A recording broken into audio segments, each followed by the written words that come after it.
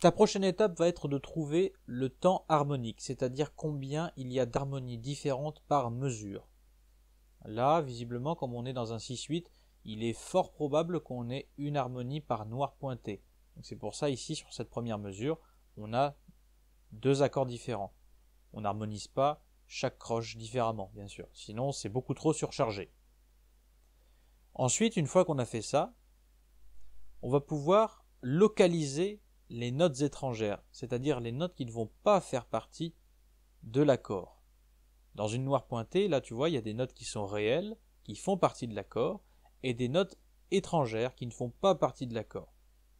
Alors les notes étrangères, elles sont au nombre de 3 ou 4, mais il y en a 3, on va dire, qui sont plus courantes. La broderie, donc qui tourne autour d'une même note, si do, c'est une broderie. La note de passage qui se trouve conjointement entre deux notes réelles, comme ici, moi je l'appelle NP, note de passage, et ici, do entre ré et si. Et il y a aussi la poggiature. Par exemple, ici, ce fa, ça aurait pu être la poggiature du mi, note réelle.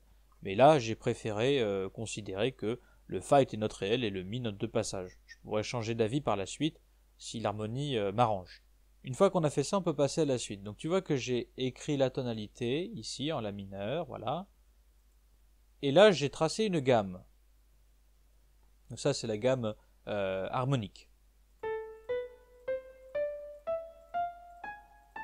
Avec les degrés en dessous. Ça a l'air banal comme ça, mais c'est très important de passer par cette étape. Pour la prochaine fois, on verra ces formules d'enchaînement entre le cinquième et le premier degré, des enchaînements qui sont très fréquents, et on voit ce qu'il y a, on voit ce qu'on doit faire à la basse et à l'intérieur dans les voies intermédiaires, en fonction de ce qu'on a dans la voie supérieure. Concernant les notes étrangères, c'est quelque chose qu'on va acquérir petit à petit en s'exerçant, où on va avoir de plus en plus, pas un instinct, mais disons que notre oreille va de plus en plus développer la capacité à détecter les notes étrangères. Tu vois par exemple ici, la, sol, fa, je pourrais dire sol note de passage entre la et fa. Mais tu verras que dans le contexte tonal, là on a une modulation en ré mineur qui aboutit sur autre chose, mais là on a du moins un emprunt en ré mineur, et la, sol, fa, donc toutes ces notes là sont réelles. Je t'expliquerai pourquoi dans l'épisode suivant.